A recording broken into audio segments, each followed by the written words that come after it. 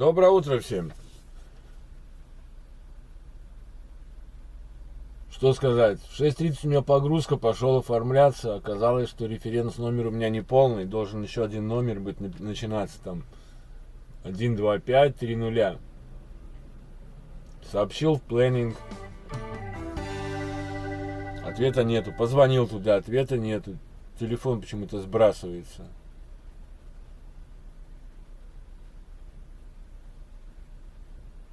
Что еще? Позвонил Эрику, объяснил ситуацию. Написал еще раз письмо. Стою, жду информации по референс номеру. Уже время 7:30, а я еще не загрузился. Коллега вот загрузился уже. Стоит, оформляется. Говорит, там они в 8 утра начинают работать. Ну как так?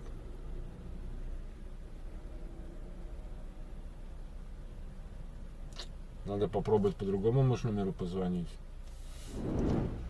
Ладно, попробую еще раз позвонить там. Может быть, надо другой номер набрать. Сейчас.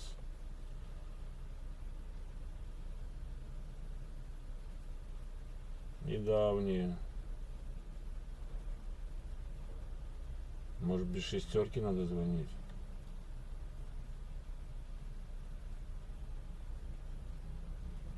Попробуем еще позвонить.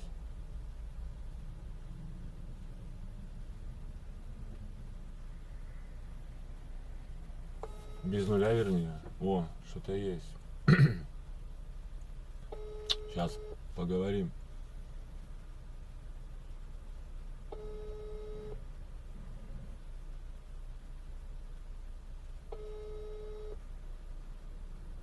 Гудки идут, никто не берет. Goedendag, dit is de voicemail van 0646747460. Spreek uw bericht in na de toon. Good morning, it's Olex, 88BNX1. I still to wait for reference number which must to begin from 125000. Thank you.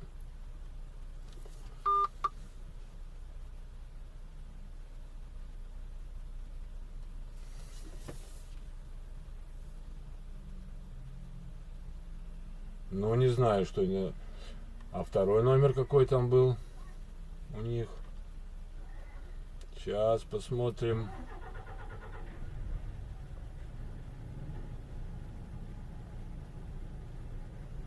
Входящий. Вот сейчас посмотрю еще один номер.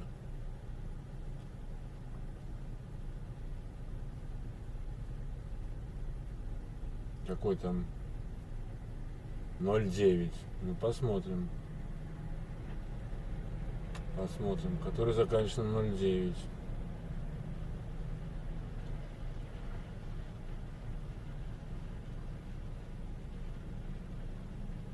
Без нуля. Попробуем еще.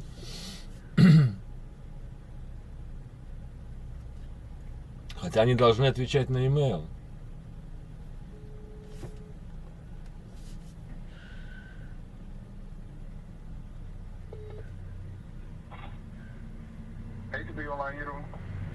Hello, good morning.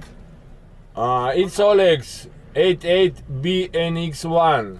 Yes, I sent it to you message about the reference number because I don't have the reference number which must begin from 125000 and still to wait information from you. Okay, I'll check, I'll let you know. Okay, thanks a lot. I still to wait. Thank you. Bye. Okay, bye-bye.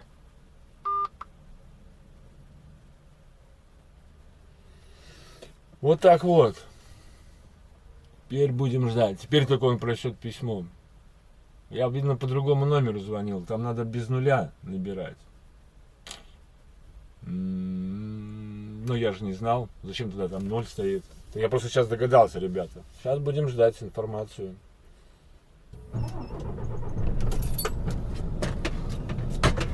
Что получил я то, что хотел. Потом мне перезвонили из офиса, сказали, что вышли имейл. Говорят, сначала позвонили, сказали, что выслали имейл. Вот. Потом проверил, все в порядке, документы оформил, все, едем на погрузку. Ёпрст, это 1,5 часа по мне терял.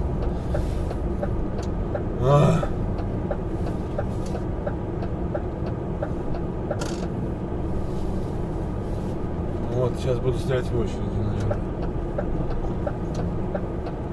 А нет, смотри, там стоит какой-то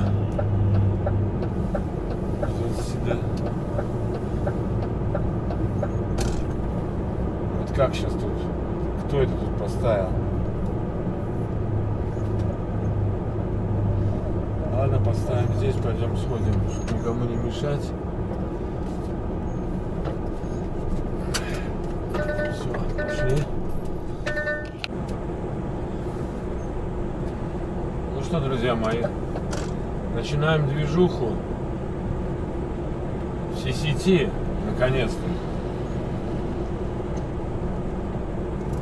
Там, где нужно решать проблемы, там Олег. Как какие-то проблемы создаются, это у меня. Но я их решаю, как орехи. Смекалка работы. И в другой раз мне нравится всякую такую решать. Всякие такие задачи непонятные. Причем в основном они зависят не от меня. Это тренирует мозг, ребята. Что только единственное плохо, что 2 часа я потерял на этом все. Вот это да, это нехорошо, мне это не нравится. Так, это я выключил. Печка не горит, электричество работает. Что-то у меня адаптер, по-моему, перестал нормально функционировать. Ну так ты как-то начинай движуху вообще. Включай, блин, поворотник, или, блин, вы там уже себя на базе, блин, так борзо заезжаете, блин, вместо меня, блин. Начинает движение. Как-то, блин. Мне сказали на 4-ю рампу идти. Я пошел до машины, блин, такой раз и встал вместо меня, блин. Я вообще не понял, блин. У них всегда как бы 3-я рампа. А эта рампа типа наша, 4-я. Тем более мне сказали, зачем занимать обе рампы. Ну, хорошо потом этот чудак понял, ну, который меня, в принципе, ждал грузить. Я уже боялся, сейчас мой груз загрузят. Ну, ты включать будешь? Пропускает меня. Пропускает, слава богу. Еще этот поехал бы автобусом, я их должен был пропускать. Вот что забыл сделать, это, блин,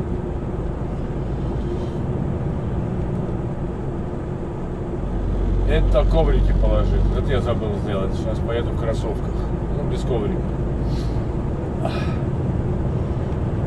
Чудак, грузчик. Не, я говорю, я уже думал, что он сейчас мой груз еще ему загрузят. Но я понял, что грузчик сам офигел, почему этот подъехал. Потому что он сказал, там чудак молодой такой работает.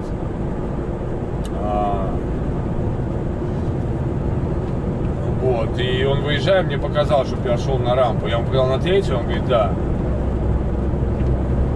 Вот работа какая-то у них такая, ну, как объяснить, такая вот рутинная, да, вот они ездят со склада туда и обратно, туда-обратно, туда-обратно.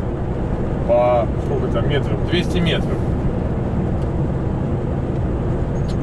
Короче, я так понимаю, видос с нового ракурса как бы заходит, да, ребята? Ну, что-то со звуком, ну, не хочу я подключаться. Я, по-моему, даже не взял дистанционные эти микрофоны, как я говорил. А этот микрофон, который у меня есть, он, как бы вам сказать, вежливо, он фонит. Ну, не фонит, он начинает трещать, когда по Wi-Fi я ставлю. Но все равно я думаю, что я сегодня на 2-м заезде спорта, куда там пойду, я уже поставлю опять этот ракурс. Ну, просто, может быть, громче буду говорить.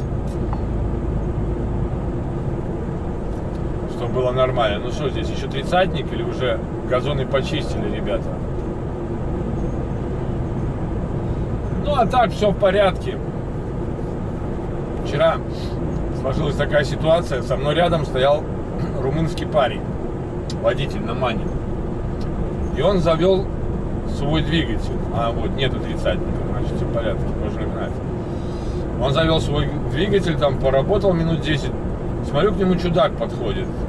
Я сначала не понял, украинец это или немец. Ну ладно, подходит и типа ему говорит, давай выключай двигатель, типа шумит, дым идет. Ну блин, такой, честно говоря, такая борзость, я такую вообще первый раз встречаю. Блин. Что значит, если тебе не нравится, что ты здесь стоишь среди машин? Отъедь в сторону, если тебе не нравится, что кого-то работает. Может быть, у него проблемы с аккумулятором, знаете. Но мало ли, что человек завел двигатель. Не просто же так он, блин, жгет топливо. И знаете, где-то я был прав. Ну, румынский парень такой, причем он, ну, достаточно молодой, но он уже давно в дальнобой, потому что потом сказал, он 10 лет на ДАФе работал. А вот. Но он вежливо, он выключил вот этот самый, и так его не запускал. А утром я проснулся, открываю окно, ну, шторы открываю, смотрю, этот парень ходит. Думаю, что он ходит, что-то высматривает, думаю, может быть, ну, мало ли что, человек гуляет. А потом смотрю, а у него, блин, аккумулятор открытый. Да, вот эти у манов с левой стороны, там ступенька, там аккумуляторная вся группа. Я вышел, ему спрашиваю, что у тебя проблемы? Он говорит, да, батарея села. Я говорю, слушай, дружище, а почему ты выключил двигатель?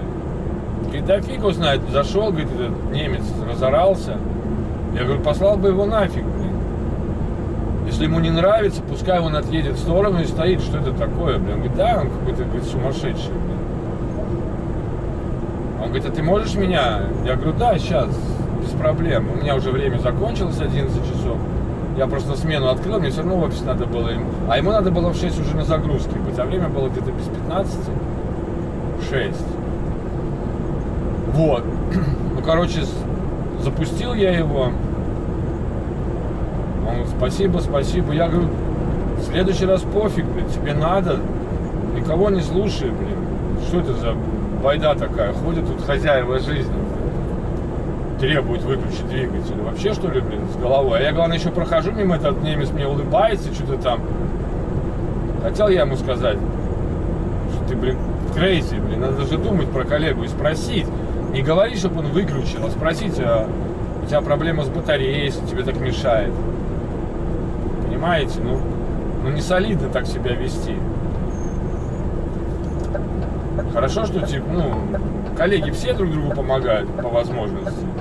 Ну, например, если бы у него была бы какая-то... у него был этот самый кабель, да, для подзарядки. А если бы у него не было этого кабеля, у меня его тоже нет.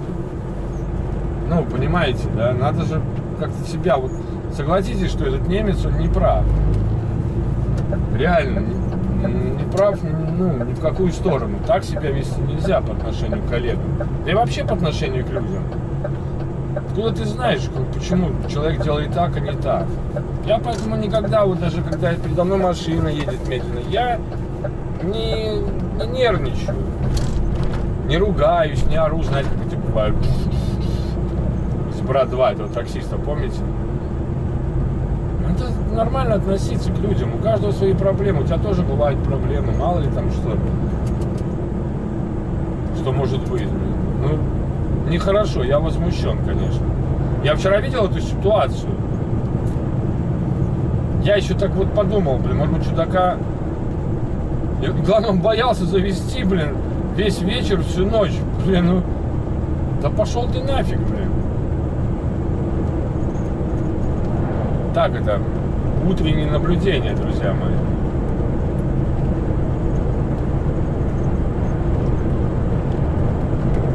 Так, ну что, а мы двигаемся. 90 километров нам до CCT. Блин, 2 часа потерял. Ёпарасоте. Ну я все, прикрыл свою задницу, отправил им письма, звонил им 2-3 раза. На один телефон, 2 раза на другой телефон. И не надо там номер убирать. Почему-то этот раз соединился. Потому что я сохранил его у себя. И оказалось, что один и тот номер, это все одно то же. О, я прилетело задание, друзья мои. Сейчас глянем. Я думаю, задание, а не какая-нибудь там ошибка.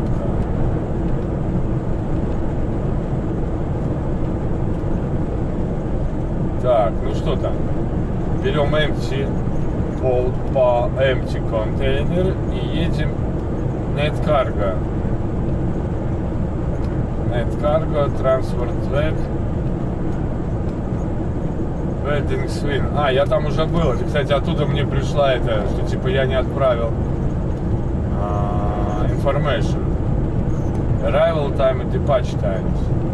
В час дня загрузка. Где это было? Где-то это было. Надо посмотреть будет. Выйдем на трассу, введу в этот самый навигатор и скажу, сколько километров мне до этого места.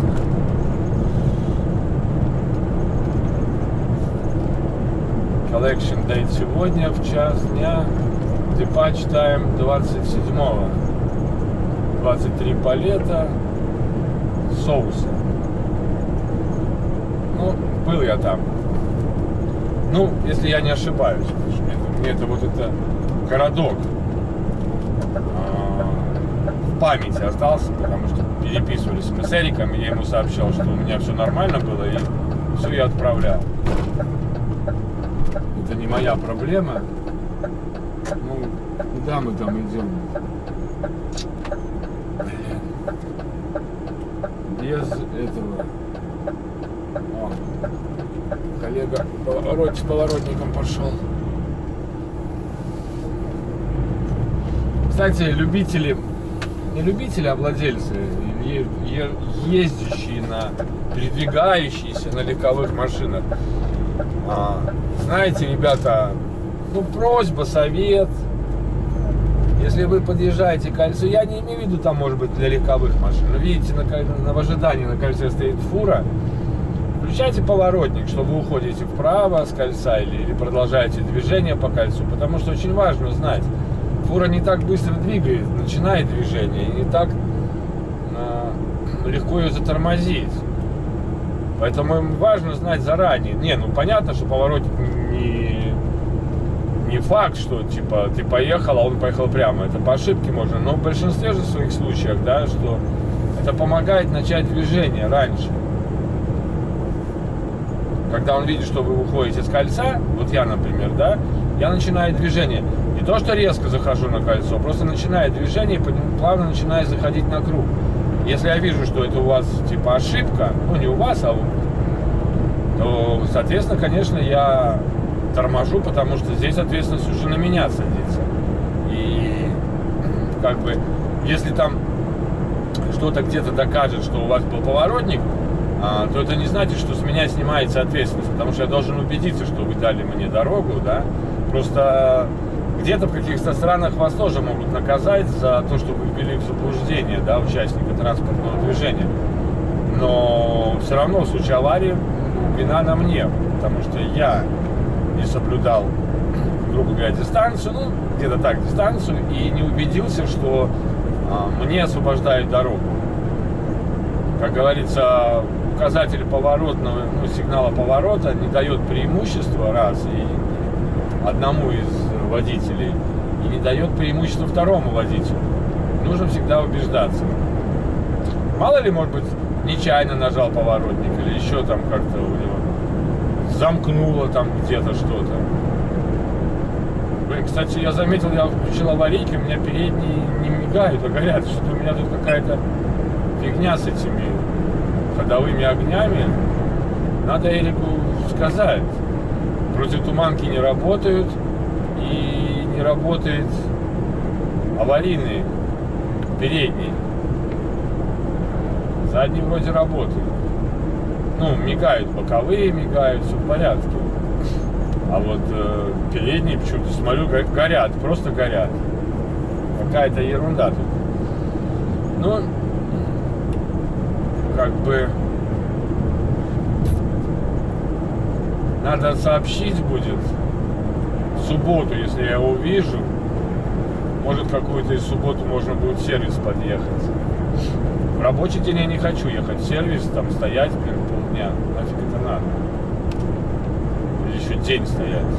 Потому что электроника — это такая вещь, когда там начинает копаться. Вот помните у меня, когда только взял это шасси, заехал в сервис. Сколько я там простоял, 4-5 часов.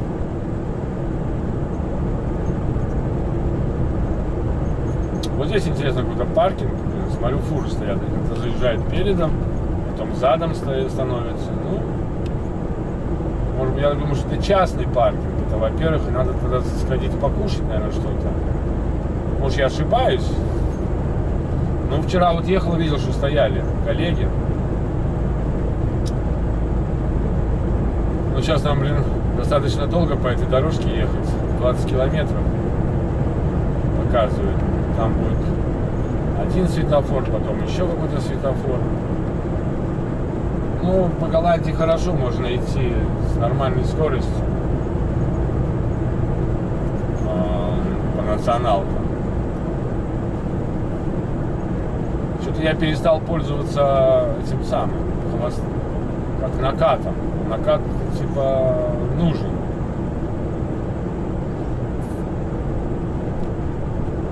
Чтобы для поднятия эко, да, там, расход топлива уменьшался. В Кайстеркампе как-то я постоянно этим пользовался. Ну, конечно, а почему не пользуюсь, если ты идешь, все время по автобану и вверх-вниз, вверх-вниз, вверх-вниз, можно заснуть. Кстати, я заметил, что за все время, сколько я работаю в Ситрансе, да, такая вот усталость на меня навалилась только один раз, когда я, помню, из Германии выезжал. Вторая неделя или третья. Что-то как-то на меня, Не, это еще было на этом, по-моему. Или первая неделя на контейнерах, или это было та неделя, когда я работал на простом трейлере. Меня там так накатило, меня так рубило, что я был вынужден остановиться и минут 15 поспать на трассе. Ну, не на трассе, а на паркинге. А после этого как-то... Было недавно на меня такая дремота нашла, ну, не знаю, воды попил, с кем-то пообщался, и как-то все прошло.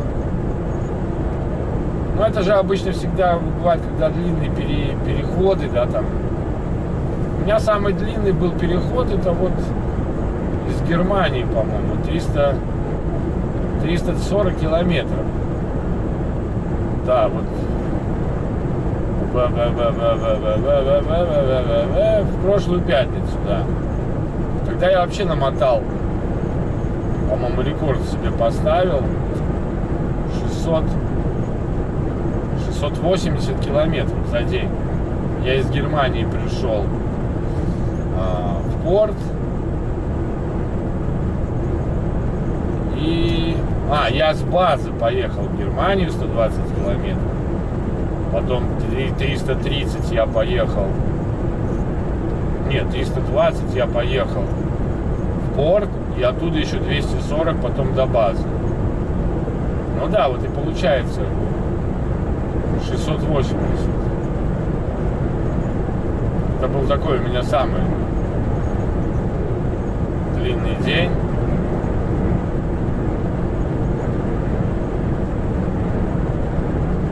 Хорошо тогда, что быстро контейнер поменял. И со временем у меня был порядок. Но у меня было в запасе, как я помню, там в районе 50 минут. Вот сейчас опять врубаем накатик, потому что там светофор красный горит. Сейчас, наверное, загорится вот зеленый, а мой красный. Видите, поэтому накатиком и ретардатором подтормаживаем. Вот, все, отлично.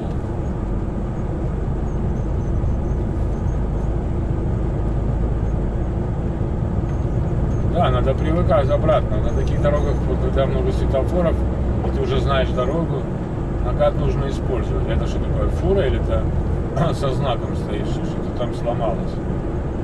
Вчера так много аварий было, блин, вроде и солнце, и никакой ни дождь, ни это самое. Вот опять накатиком, хопа, и ретардером потормозил. Ну, пришлось немножко и ножкой потормозить. Во, что-то он там регенерацию делает, сажу, что ли.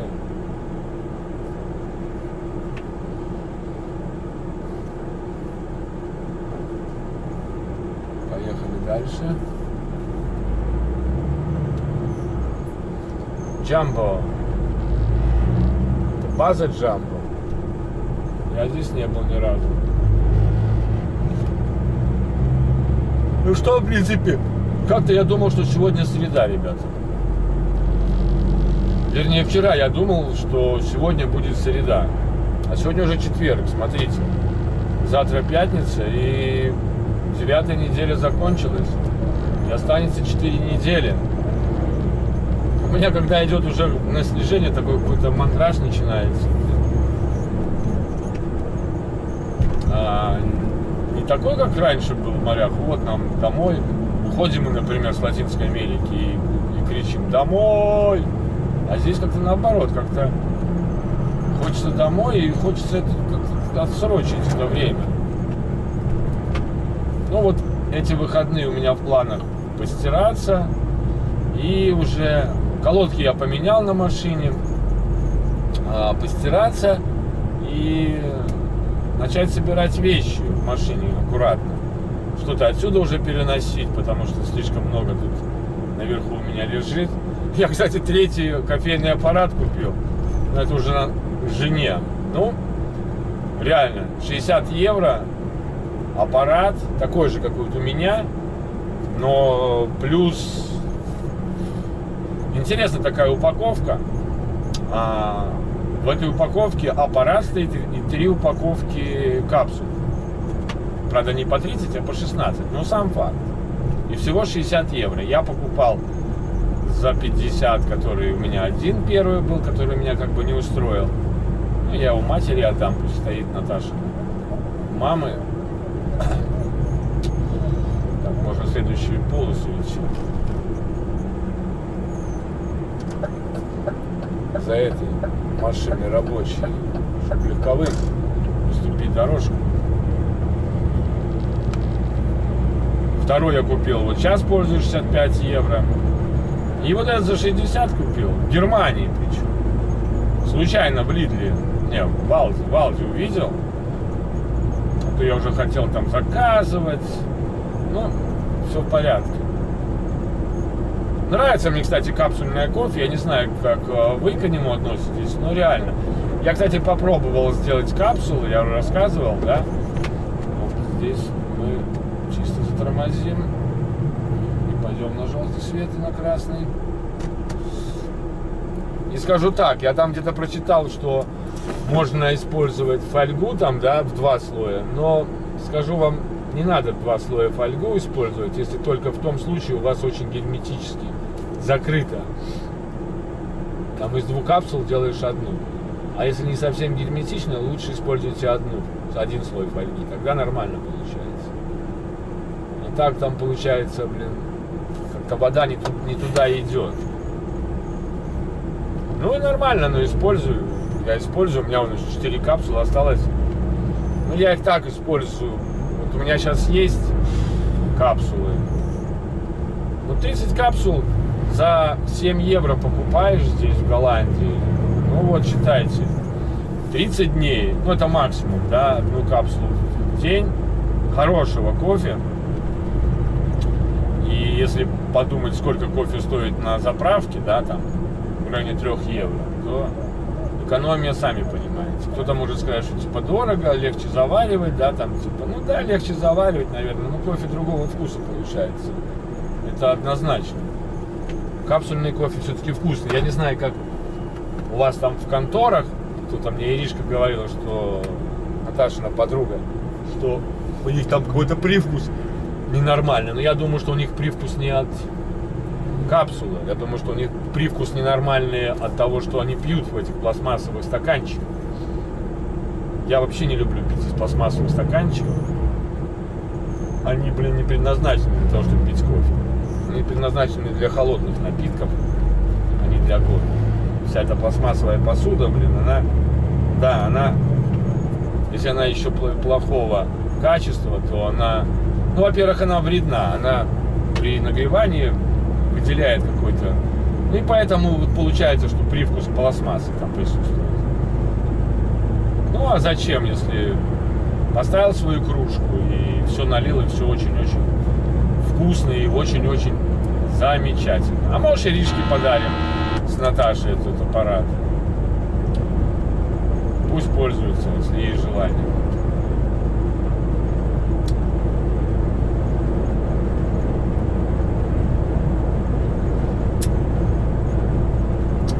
Вот, ну что, ребята, 12 километров будем выезжать на большой этот самый маршрут.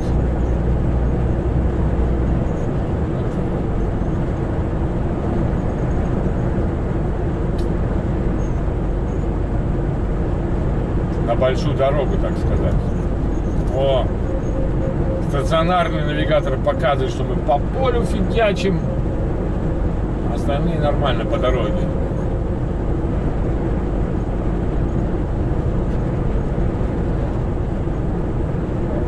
Настроение, ребята, замечательное. Да, у меня все время замечательное настроение на этой эфире.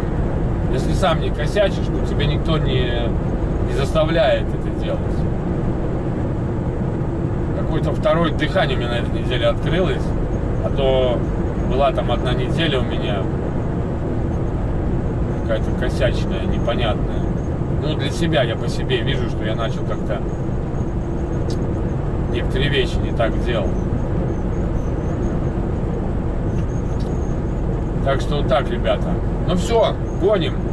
Через 10 километров выскочим на хайвей. И вот я нашел определение дороги в Голландии. Не автобан, а хайвей. Потому что в нашем понятии автобан это все-таки считается в Германии. А здесь как-то автобан не принято говорить в Голландии, потому что на автобане, что за городом скорость одинаковая. Есть участки на автобане, где там уже 120 можно ехать. Ой, не на автобане, на хайвее. То есть это называется. А на автобане в Германии, я не знаю, почему так принято. Может быть, это одно и то же значение. Хайвей, это, наверное, скоростная дорога считается. Ну, так легче определять, потому что когда говоришь автобан, это все подразумевает, это Германия. Ладно, друзья мои, всех еще раз, с добрым утром. Let's go, go ahead. Погнали.